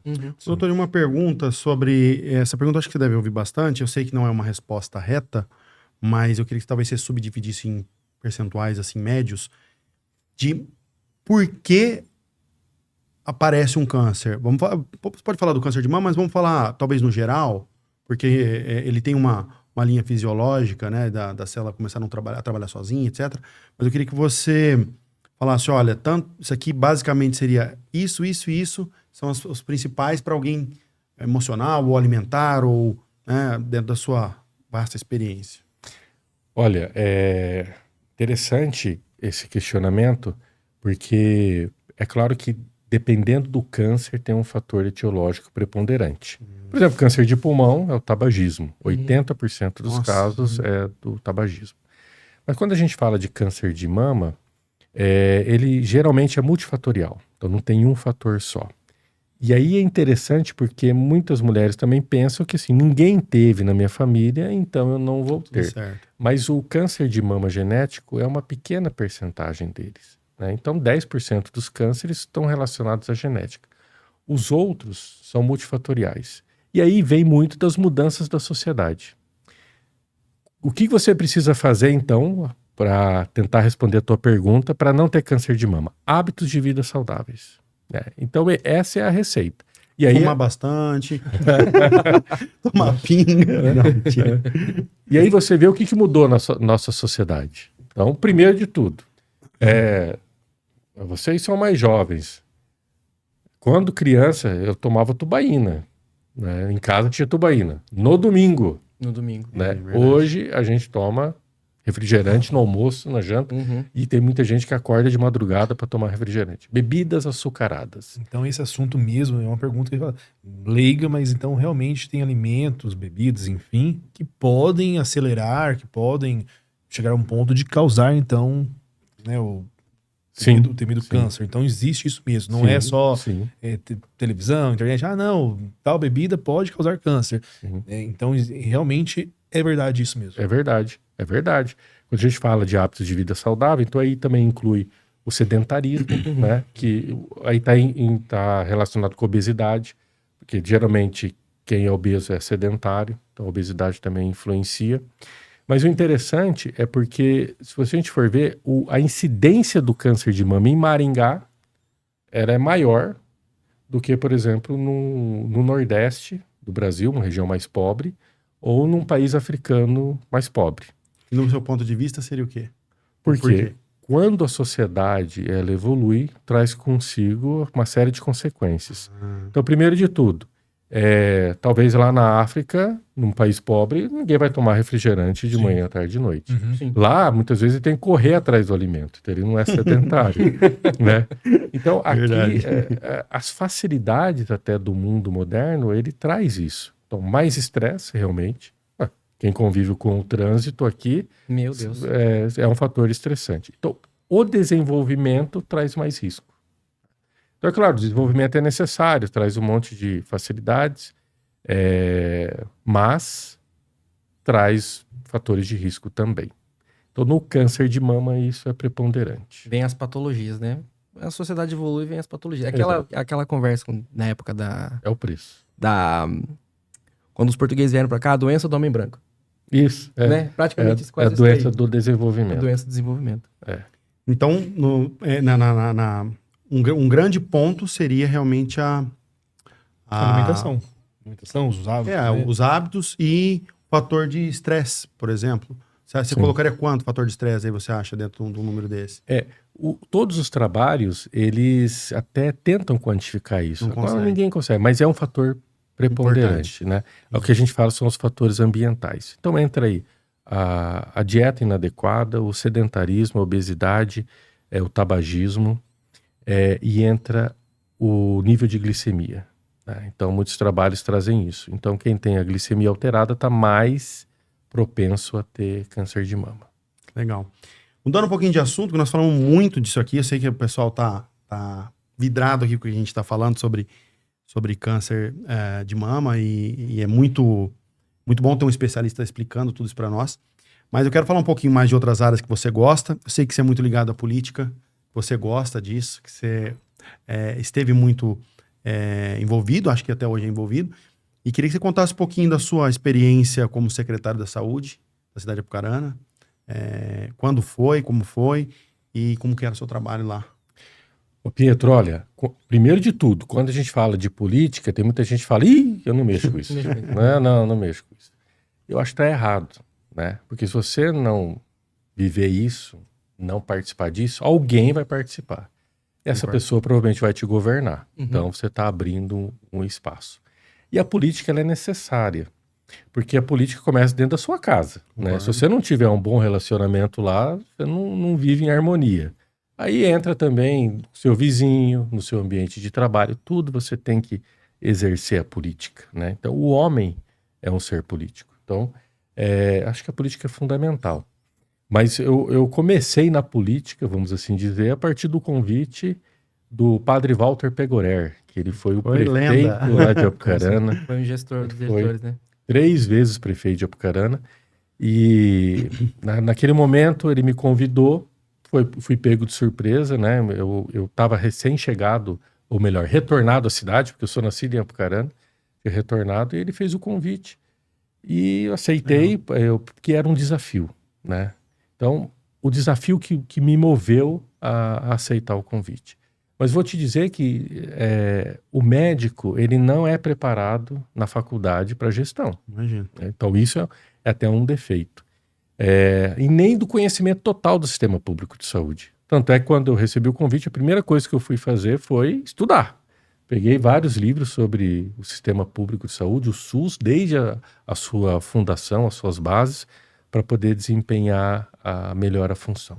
Agora, contei com muito apoio, muitas pessoas que ajudaram, uma equipe fabulosa que a gente conseguiu montar, Legal. o que fez com que o trabalho fosse frutífero, né? E não fosse tão penoso, porque hoje a administração pública, se você quiser fazer com seriedade, né? Porque a gente estava... Quanta gente depende do sistema público, Quanta gente, né? na maioria. Exatamente. Exato. Então, para você fazer isso funcionar bem, sem sofrimento, então você precisa de uma equipe e precisa de muito apoio. E, felizmente, a gente conseguiu isso.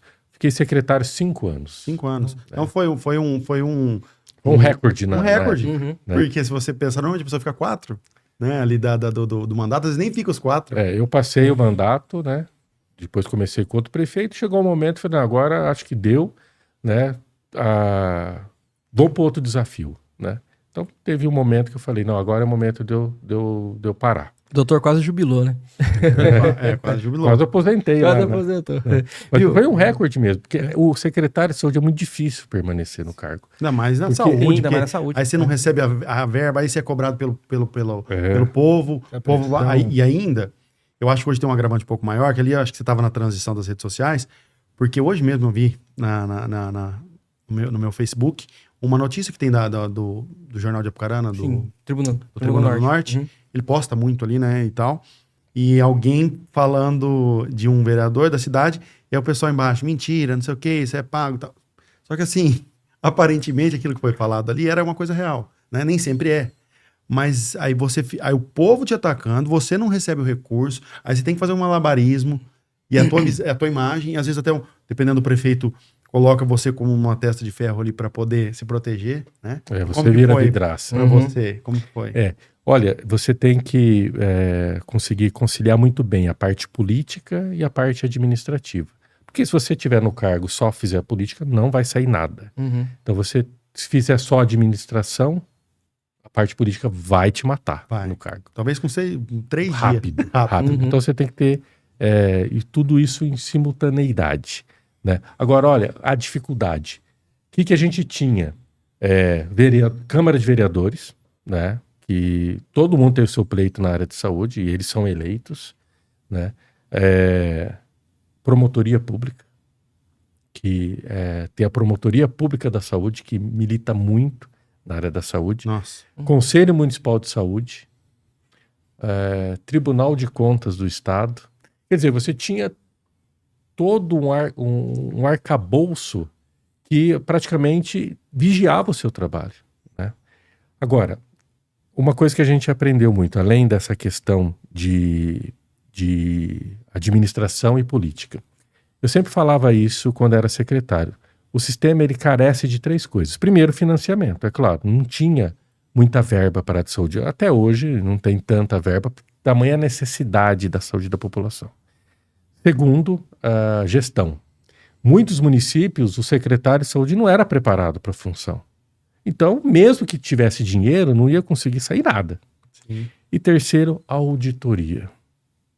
Então, mesmo com dinheiro, se ele não for bem aplicado, não tiver uma vigilância no dinheiro, aquilo não serve para nada.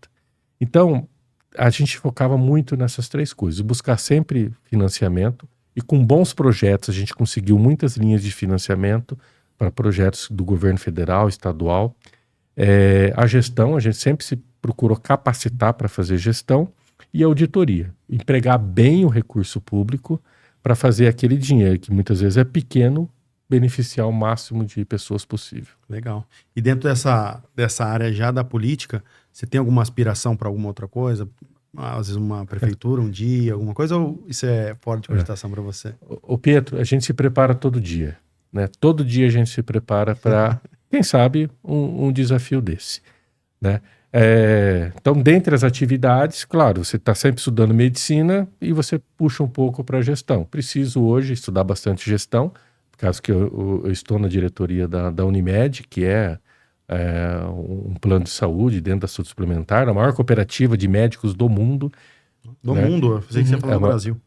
A maior cooperativa de médicos do mundo é o sistema Unimed, né? Então, a gente também tem que estudar sobre gestão. E a gestão traz os seus desafios. Não posso falar para você, não, isso eu nunca vou mexer com isso. Como eu falei, eu acho que é necessário, né, a gente pensar nisso também. Porque é nisso que a gente vai conseguir uma sociedade melhor, né? Se a gente deixar as outras pessoas que não estão tão preparadas governar a gente já viu como é o caminho que vai, né? Mas por que eu tô te fazendo essa pergunta? Porque, né, na minha visão, você está muito preparado, você foi um médico brilhante, mas você se preparou e o caminho, por gostar da política, acabou misturando com a sua vida. Você já teve um treinamento lá atrás de 5 anos, agora você está na Unimed, eu sei que você recentemente acabou de se reeleger, então quer dizer, deve ter sido um bom mandato. Tem médicos experientes que estavam lá, que tem 80 anos, que eram seus conselheiros, né, como o Dr. Benevenuto, que eu gosto muito, que me ajudou muito na minha carreira também ali, né? Então eu acredito que a cidade, não só a cidade, o país, né, o estado, precisa de pessoas preparadas para que você consiga avançar ter uma vida melhor. Nem que seja, se cada prefeito fizer a sua parte, né, o Brasil seria muito melhor. Então, vendo a capacidade que você tem hoje da mistura de conhecimento e de treinamento, que é mais ou menos aquela história que você falou, o médico chegou lá, fiz um parto.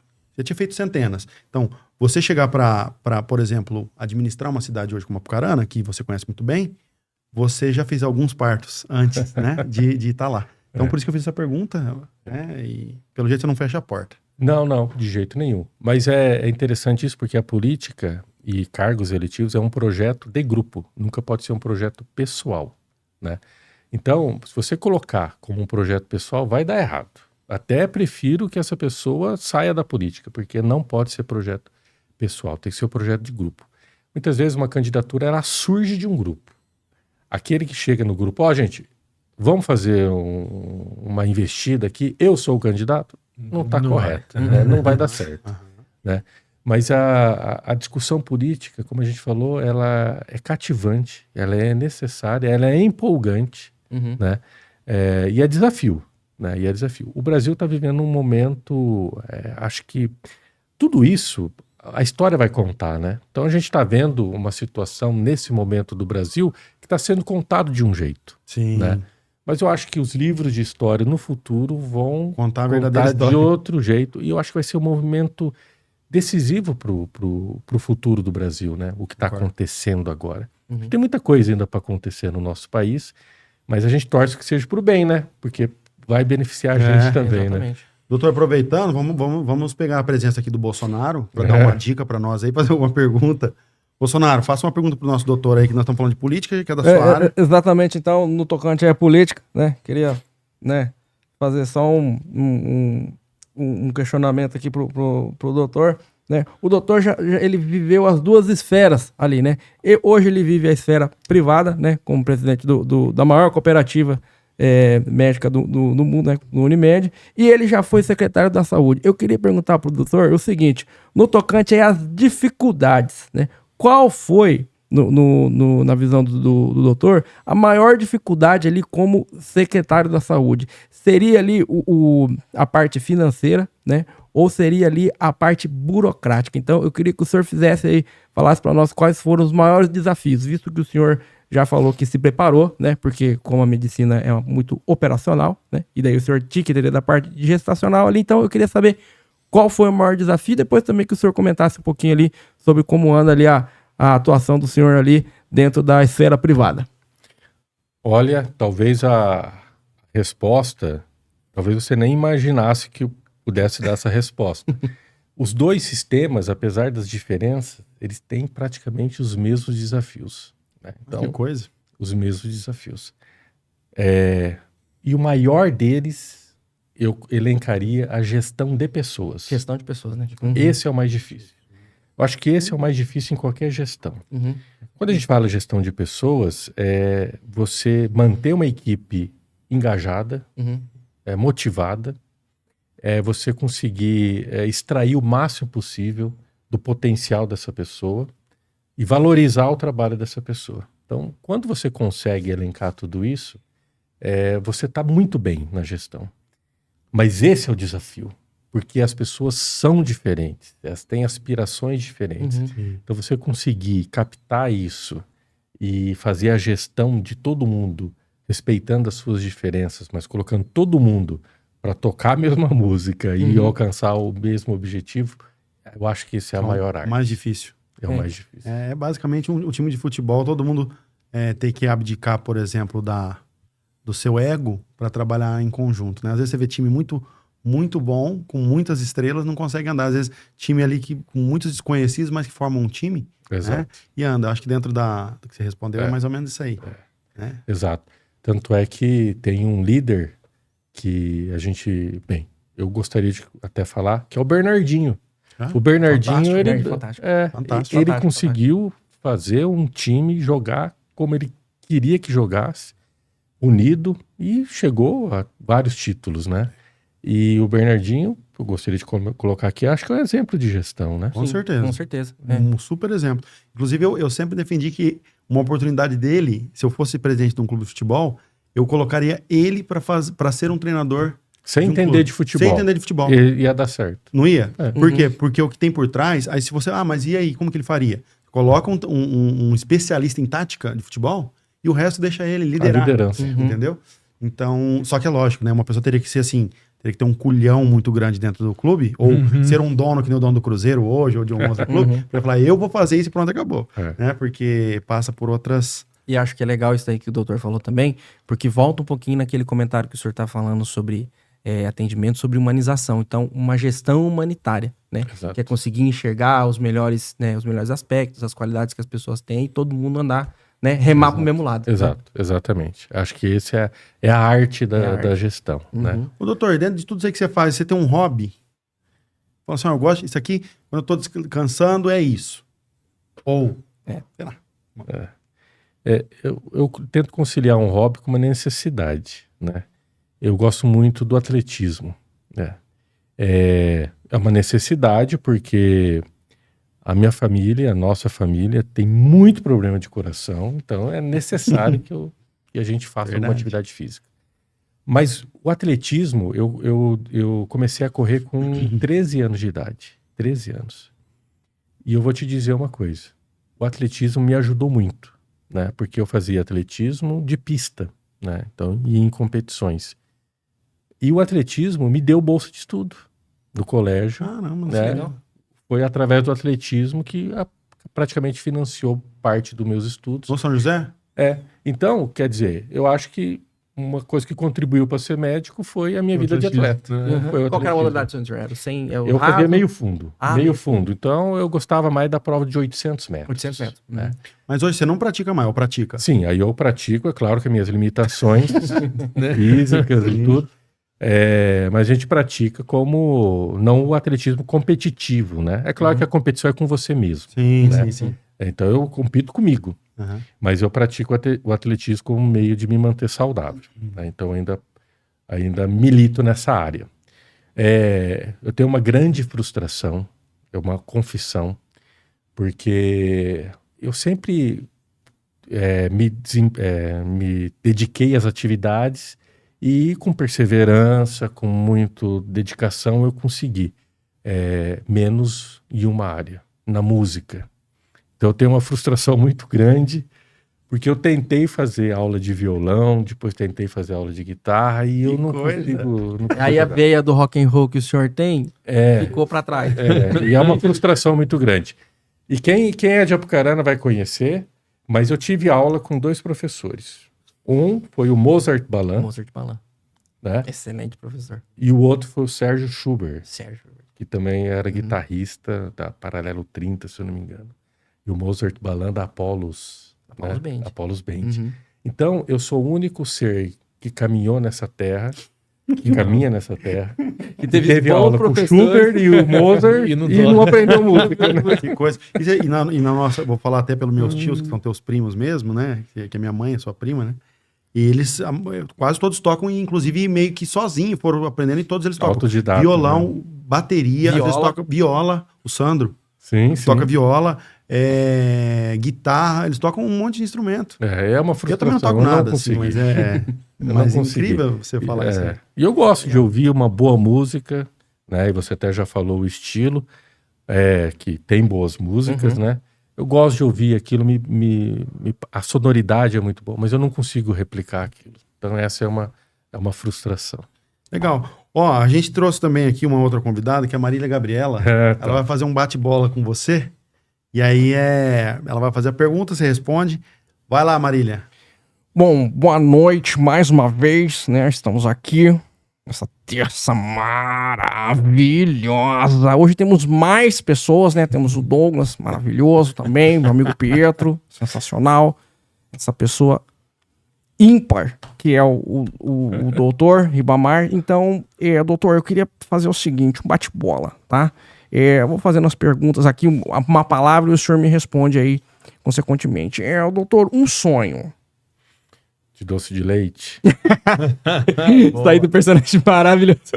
Mas o sonho é manter sempre uma vida desafiadora. Maravilhoso, maravilhoso. Doutor, visto aqui sobre o que a gente falou, eu gostaria de saber do senhor uma especialização. O senhor tem preferência de todas as suas especializações? Currículo vasto. Culinária. Culinária? Então, culinária eu sei que ele é bom porque eu já almocei na casa dele. Então eu acho que isso é quase que um convite pra gente, né? E sinta-se convidado. Maravilhoso, adorei. O doutor já falou, mas a gente vai perguntar mais uma vez um esporte.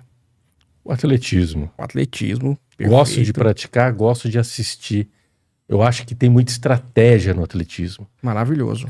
Tem muita estratégia. Todo mundo pensa que não, mas o atletismo é carregado de estratégia. Isso é interessante. Por exemplo, um que tem muita estratégia seria o 4 por 100. 4 por 100. Tem, Porque né? você, na troca, quem sai primeiro, quem pega o último bastão, né? E só, eu participei já de uma prova de 4 por 100. Eu treinei a equipe, que era a equipe do colégio. Eu fui o treinador da equipe, eu era o primeiro homem. Entendi. Né? Então tem todo um treinamento de passagem de bastão e é onde que ganha a corrida. Sim. E é onde que ganha e é onde que muitas equipes perdem porque queima na passagem do bastão. Porque a arte é você passar na mesma velocidade. E tem um espaço para isso acontecer. Então quem passa o bastão tem que estar na mesma velocidade que quem recebe.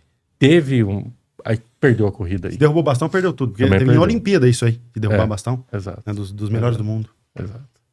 Certo, então vamos lá, vamos prosseguir. A gente já comentou, né? O senhor já falou, mas eu vou perguntar mais uma vez. O que o senhor gosta de fazer no momento de lazer do senhor, né? Mais uma vez. Olha, mas aí eu vou mudar a resposta. Então, Tudo bem, talvez, sem mas problema. é estar com a família. Estar com a família, Estar com a família. Maravilhoso. Fundamental isso. Exato, né?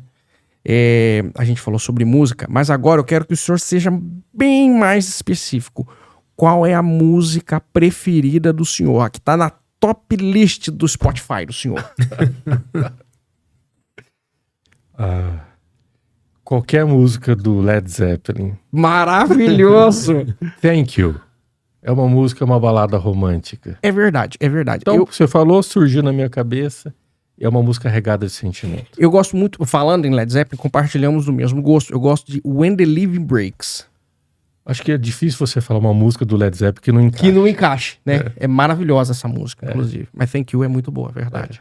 Agora, doutor, eu resolvi colocar esse no último aqui, porque eu acho que o senhor vai precisar ter um pouco mais de, assim, até explicar pro pessoal, mas eu gostaria que o senhor descrevesse aqui um caso que chamou muito a atenção do senhor no decorrer da sua vida na medicina. Um caso que chamou muita atenção do senhor, que você atendeu. São muitos casos. Não eu posso citar. Mas qual que é meu tempo para citar? Você tem tempo. Tem tempo, tranquilo. Eu estava num plantão e era uma cidade lá da região de Londrina, fazia muito plantão. Eu trabalhei muito, né? Naquela época eu precisava trabalhar muito. E um dia chegou um esfaqueado, né?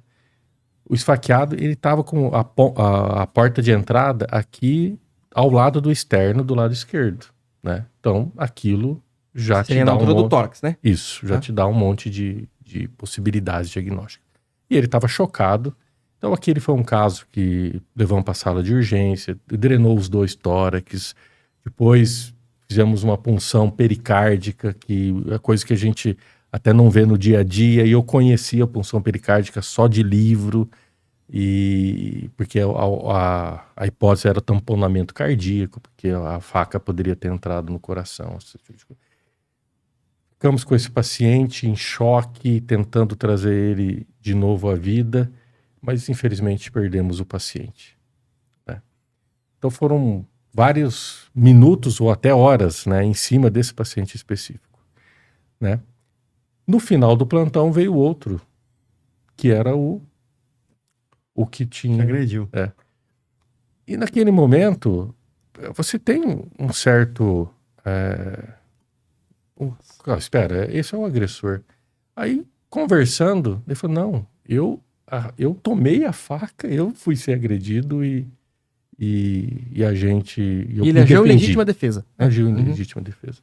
Né? Coisa. Mas não deixou de ser um entreveiro lá. Mas isso traz um ensinamento que a gente tem que levar e passar para os médicos, né? Você tem que fazer tudo que está ao seu alcance para salvar uma vida, independente de quem seja, né? A medicina é isso.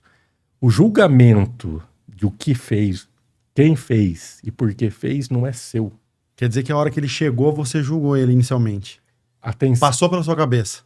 E o outro, a gente, se soubesse que poderia ser um possível agressor, você agiria da mesma forma? Sim. Você tem que agir da mesma forma. Como eu falei, esse julgamento não pertence a você. Né? Então, a medicina você tem que fazer aquilo que te foi ensinado, independente de quem seja. Esse julgamento está acima da gente. Né? Não posso julgar as pessoas. Legal. Dentro dessa pergunta, são duas perguntas. Primeiro, queria saber se o doutor tem alguma crença, se você é cristão, se você não é, se você é praticante, qual religião que você segue ou não. E depois vou te fazer uma pergunta em sequência. Olha, eu acho que religiosidade é um pouco diferente de religião. Eu fui criado na religião católica, é a religião da minha família. Mas eu tenho a minha religiosidade. Eu acho que isso vai um pouco além. E eu acho que isso é muito, muito importante. É muito importante para a minha saúde mental, para o meu bem-estar. Eu acho que para guiar a minha vida é importante a gente ter essa religiosidade.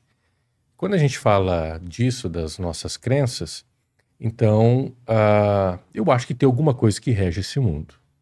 Tem alguma coisa. Aí está acima da gente. E que a gente não consegue explicar. Né? E não queira arrumar explicação, porque o dia que você explicar isso é porque não faz mais sentido. Porque e não o contrário. Porque as pessoas ficam tentando buscar um sentido. Exato. E quando você tenta explicar, já não tem mais sentido. Então você tem que viver isso. Né? Porque se você conseguir explicar, perde a grandiosidade. Né? Então, esse sentimento não é ciência, né? É uma coisa que eu acho que vem de você, né? Então, a presença do divino, ela é sentida, ela não é compreendida. Então, eu acho que isso, para mim, o meu jeito de ver o mundo é fundamental. Então, resumindo, você é cristão. Sim. Sem uma religião que te rege. Exato. Sem um dogma restrito. É a minha linha também de pensamento da minha vida. Aí a minha pergunta em cima disso. Você tem alguma história de que você possa ter falado aqui, não tinha mais medicina, não tinha mais nada, e o que aconteceu aqui talvez na tua crença seria na minha, Deus, talvez na crença de outra pessoa, alguém acima ou alguma coisa que não tem explicação? Você tem uma história para contar? Olha, é claro que na vivência clínica, sim. Mas eu gostaria também de falar um caso, porque você sabe que o Vaticano, ele faz investigação de milagres, sim. Né? E já teve uma reportagem que eles estavam investigando um milagre, e aí foram conversar com o médico que atendeu aquele caso. E o médico, com a sua postura até, vamos assim dizer, de um pouco elevada, né? Talvez que dominasse o conhecimento, ele falou, eu acho que foi uma coincidência, né? E a reportagem da parte do médico acabou aí. Na medicina a gente vê várias coisas todos os dias, até porque a medicina não é uma ciência exata, né? Então, o mesmo caso tem desfechos diferentes. Então, eu acho que em todos os casos tem uma ação que está acima de você, do seu domínio. Né? Então eu posso colocar várias situações que eu acho que tinha alguma coisa me guiando ou me falando, não é esse caminho, vai para o outro. Você vai aprender na dor ou com o amor. Mas para falar um caso que eu acho que é interessantíssimo, e esse caso era até um caso para ser estudado a fundo. Teve uma mulher que foi no meu consultório, isso há algum tempo, com um ultrassom, 2 ultrassom. Era uma gestante. E tinha o ultrassom que não tinha batimento cardíaco fetal. E qual que é a conduta nesse caso? Você tem a idade gestacional, você repete o ultrassom depois de um tempo, aí seu embrião tem que evoluir, porque às vezes naquele momento, 5 semanas, você não consegue visualizar o batimento cardíaco. Então já tinha outro ultrassom também que mostrava a mesma coisa, sem batimento cardíaco. Aí a paciente, eu falei, essa questão é um aborto, né? Então pode-se fazer curetagem, tudo. Eu falei, doutor, não tá, meu neném tá vivo. Eu falei, não, o exame tá aqui mostrando, né? Não, você não quer ouvir o coração? Não, então, mas acho que não vai ouvir. Eu tentei mesmo ouvir, não conseguia ouvir nada, né? Mas também a gente sabe que você só vai conseguir com o aparelho, aquele aparelho sonar, né? Que a gente tem no consultório. Aí dei a minha opinião, né? E a mulher saiu. Depois a mulher não teve a criança, esse neném não estava vivo. Meu Deus. Então, assim, pronto, falei, e agora? O que aconteceu? 2 exames errados, aconteceu alguma coisa maior que a gente não compreende, a fé da mulher foi maior do que qualquer coisa que pudesse estar ao nosso alcance. Eu não sei, mas alguma coisa aconteceu. O que eu poderia falar para vocês é que eu não vou aqui falar coincidência. Exato. Exatamente. Sim, legal. Bacana. Muito bom. Doutor, a gente está finalizando nosso programa, mas antes eu queria falar para você da Biomagistral. Vou deixar o Douglas falar um pouco mais da Biomagistral, que é a farmácia parceira que está aqui com a gente desde o início do nosso programa. Tem uma linha vasta de produtos e o Douglas vai falar um pouquinho para nós sobre essa linha de farmácias. Pietro, hoje não vou falar da Biomagistral em si. Vou aproveitar aqui a presença do doutor aqui, acho que ele vai poder concordar com o que eu vou, né? Não falar hoje, eu vou falar o que é uma farmácia de manipulação, a diferença de uma manipulação para uma drogaria, doutor. Eu acho que há de concordar comigo, né?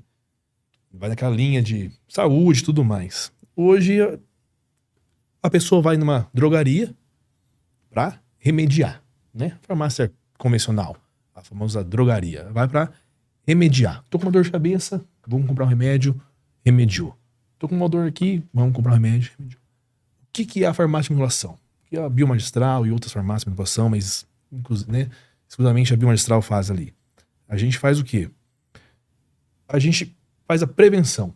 A gente faz o cuidado ali. A gente faz as vitaminas, os suplementos para você prevenir. A gente não está ali para remediar. Né? Igual a gente disse, alimentos que podem causar isso, aquilo, tudo mais. Então ali o quê? A gente faz a manipulação, nós vamos fazer o quê? Remédios manipulados exclusivamente para o Pietro, para o doutor, para o Felipe, para mim. Cuidados especiais para prevenção. Eu quero uma coisa para prevenir a gripe, quero para prevenir aquilo, prevenir. Então a gente, né, a manipulação hoje é isso. E dentro disso, o pessoal confunde muito farmácia normal, a drogaria com a manipulação. Isso é uma farmácia, eu quero um remédio aqui para me passar dor de cabeça. Não, manipulação não é isso. Você vai fazer uma coisa exclusiva para você, porque a sua dor, a sua prevenção é diferente, seus exames diferentes do doutor, que é diferente do Felipe. Então a gente faz o quê? É especializado para você. Dosagens, por exemplo. Exato, especializado para você. Você tá com uma falta de algum tipo de vitamina, o doutor tem outra falta, o Felipe tem outra falta. Então o pessoal confunde muito o que é drogaria com farmácia de manipulação, né? Então, assim, acho que isso cabe ao que a gente disse hoje com o doutor, tudo mais, a saúde, que a gente tem que cuidar da saúde, a gente tem que prevenir as doenças futuras, prevenir. Então, assim, hoje a farmácia de manipulação faz isso, a gente faz a prevenção, né? Vamos prevenir a gripe, isso, aquilo, tudo mais. Então, ali tem uma vasta...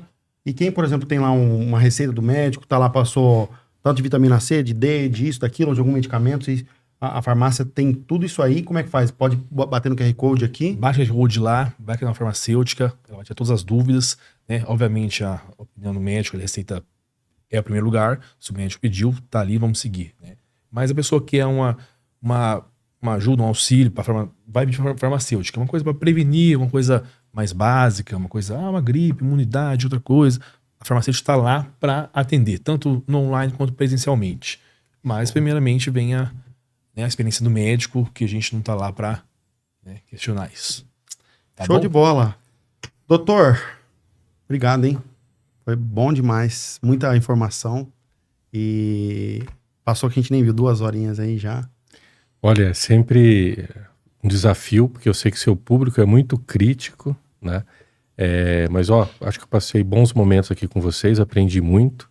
Então, gostaria de agradecer novamente o convite e a oportunidade de a gente vivenciar esse momento junto. Eu vou levar isso para minha vida como uma boa experiência, certamente. Legal. Muito bom. Felipe, uma palavra? Cara, queria agradecer, né, mais uma vez a oportunidade da gente estar aqui trazendo informação com um pouco de descontração, né? Queria agradecer a presença do doutor, que a gente nunca teve a oportunidade de conversar, hoje a gente conversou um pouquinho mais e para mim, na verdade, é uma honra estar conversando com o senhor, né? E um profissional do gabarito do senhor, enfim, é até uma inspiração, na verdade, né?